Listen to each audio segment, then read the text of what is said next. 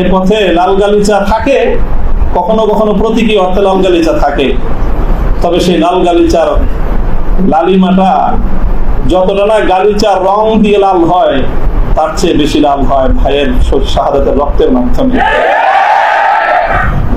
শাহাদাতের রক্তের নজরানা দিয়েই আমরা সেই পথে ইনশাআল্লাহ পৌঁছবো, যে পথে শাপলা চত্বরের ভাইয়েরা শাহাদাতের রক্ত দিয়েছেন, যে পথে আমার হাটহাজারীর সন্তানেরা শাহাদাতের রক্ত দিয়েছেন, যে পথে আমার বিবাড়িয়ার ব্রাহ্মণ শহীদ বাড়িয়ার বীর শহীদানেরা যে পথে আত্মত্যাগ স্বীকার করেছেন, আমরা তাদের সে পথকে ভুলবো না, তাদের সেই শাহাদাতকে আমরা কোন সময় সেই শাহাদাত অস্বীকার করার কোন প্রবণতাকে এক মুহূর্তের জন্য বরদাস্ত করবো না। শহীদ হয়েছে আমার ভাই, সরি বলেন, বাংলায় না বলতে চান দুঃখিত, দুঃখিত যদি বলতে না চান আপনাদের প্রিয় ভাষা ইংলিশেই বলেন, তবে কি বলেন? সরি বলেন। সে রক্তকে অস্বীকার করার চেষ্টা করবেন না। শাহাদাতের শহীদের রক্তের সঙ্গে গাদ্দারি করার মতো সেই বেঈমান কওম মাদ্রাসায় জন্ম হয়। কাজেই যে কথা বলতেছিলাম, যেটা কারা বরণ আমাদের, কারা নির্যাতন তো অনেক পরের কথা। আল্লাহ পাক রব্বুল আলামিন তারা এই কষ্ট থেকে আমাদের সকলকে হেফাজত করেন।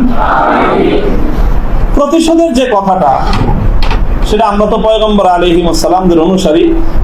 নবী ইউসুফ আলাইহিস সালামের সেই বাণী, লা তাসরিবা আলাইকুমুল ইয়াউম, গতকালকে আমি বলেছি, আজও বলছি, আমরা কোনো প্রতিশোধ গ্রহণ করি নাই, করতে চাই না। করার প্রবণতা কখনো যদি আমাদের মন থেকে উদ্গত হয়, সেটা হলো ইন্নামা যালিকা মিন্নী ওয়া মিনাশ শাইতান। শয়তানের প্ররোচনায় কখনো হয়তো আমরা ব্যক্তিগত আক্রোশে প্রতিশোধের কথা বলে থাকতে পারি, কিন্তু আমরা প্রতিশোধ পরায়ণ নই, হলো মূল কথা। এই হিসাবে আমি প্রতিশোধের এই শব্দকে প্রত্যাখ্যান করলাম।